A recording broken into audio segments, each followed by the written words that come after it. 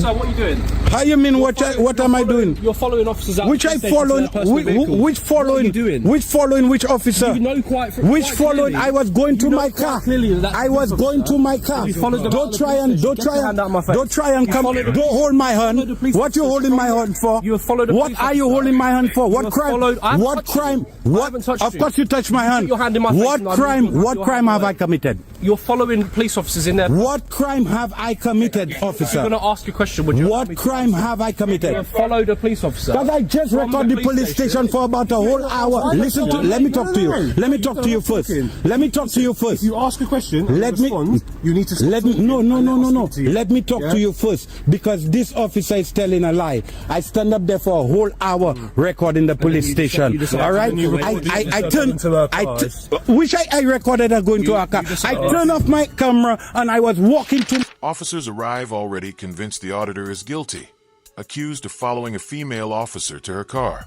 The claim rests entirely on her word. No evidence is requested. No verification is attempted. No questions are asked. The auditor calmly explains he had already switched off his camera and was simply walking to his own vehicle. It doesn't matter. The decision has already been made. He's treated as suspect first, citizen second. Even more troubling, the alleged behavior, walking in the same direction as an officer, isn't illegal in the first place.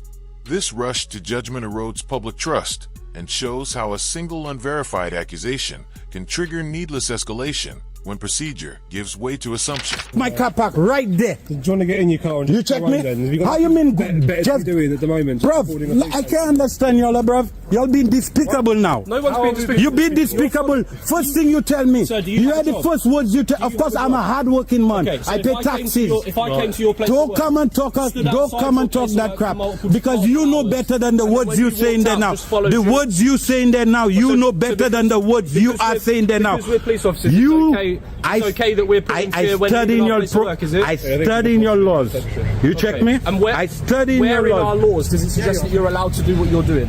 Because I don't. I study the law as well. It's part of my job. So I'm not allowed to record. I'm not allowed to record in public. If you'd understand what I'm saying, and am I allowed to record in public? Not once has anyone mentioned the fact. Am I allowed to record in public? You're recording. Nobody's mentioned that. That's what I was doing. Yeah, so if I commit no crime yet. When challenged on what law had actually been broken, one officer leans entirely on the allegation itself.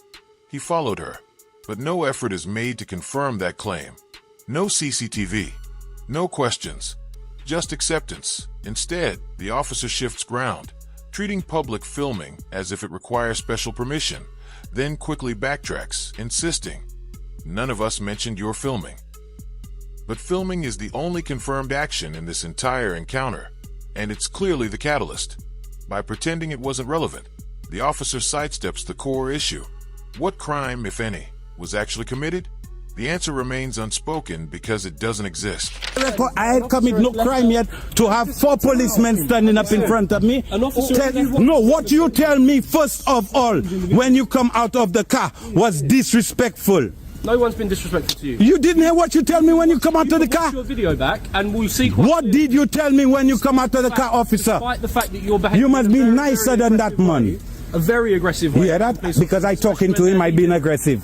No. I from the Caribbean, that's how I talk. Oh, come on, that's got nothing to do with it. What? It's got absolutely nothing to do with it. What? The problem here is you're just decided to walk. Honestly, you need to grow up a little bit. Hey, you hear him? You hear him? I need to grow up a little bit. You do, mate. I older than you. You do. I have children your age. Please act like it. I have children your age. I'm trying to have a conversation with you, and you're just But the way this guy approached me was wrong. What I do in here, get out of here. That's what you said when you came out of the car. Evidently not.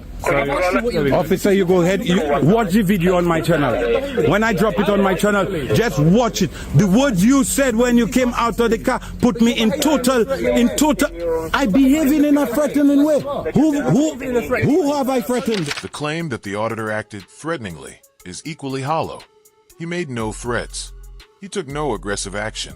He raised his voice only after being falsely accused and repeatedly dismissed, something most people would do under the same circumstances. Labeling frustration as threatening behavior isn't policing, it's escalation. It suggests a lack of composure and raises a serious question.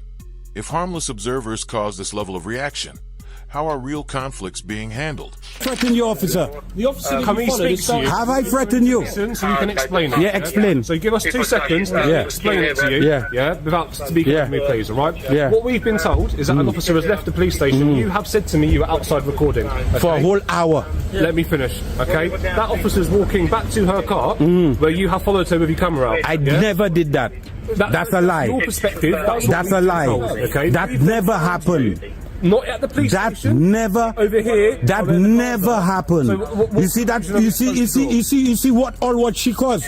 What she caused there. That never happened. But she called I y'all. don't think you're here to do anything. I hear you. Bruv, like you the see attention. what happened You there? like the She liked the attention because I never recorded So her. I'm talking about. Because I never recorded her. I'm talking about. Because as soon as I sit down in my car, I see the police van reach there. I come out of my car and I walk there. I see her talking to y'all. So that never happened. So she called y'all for something that never happened. Sir, but look at it like this, right? You've been outside the police station for a long Yeah. period of time, fair Yeah. enough, you're recording, you're doing Yeah. your thing. But the issue is, a lone female, let's forget the fact that she's a police Yeah. officer, a lone female has walked out down the road Yeah. and you've walked in the same direction as her, recording. Or having But your I phone wasn't out. recording, that's the thing, brother. okay, And she granted. called y'all and she tell y'all I was granted. recording. Okay. I had finished recording the police station already. I was walking to my car. The officer's reasoning fully collapses when one states, "Forget she's on duty. She's just a lone woman." That statement ignores her uniform, her training, and the authority she represents. Police officers are expected to manage tense public encounters calmly and professionally. Instead, they reduce her to someone incapable of handling harmless behavior, someone who must be protected rather than accountable. They even allege the auditor lied about switching off his camera, despite having no proof. The entire narrative rests on assumptions, not evidence, built solely to justify an overreaction already in motion. Into my car and she get threatened and she's a That's fine, policewoman. but you have to look at it as well. She's a lone policewoman female and she get who's finished threatened. Work, I would suggest and that you've that's seen not her. My walking behavior. out, You've seen her. You're walking out and despicable, you've officer. Walked, you've walked Because I have you've threatened nobody yet, and I haven't been despicable or disrespectful to nobody yet. But you hear what you're saying? Can you I'm see being how? threatening. But can you see how? Bruv, just go on your business, bruv. Go on your business because you approached me wrong, first of all. That's why I defensive. I cannot talk to you. I cannot talk to you. You've been disrespectful from the way you come out of the car, from your manner of approach. Your manner of approach was wrong. Get out of here. What you doing here? Get out of here. Get out of here. You need to learn your job, bruv, and don't approach people the way you approach people, because that's why I vex. What you say, what you tell me when you come out of the car, get me vexed. You tell me get out of here, like I not paying taxes, like I not voting. The false report your officer make, the false report she make, the false report she make. You run up for the false report she make.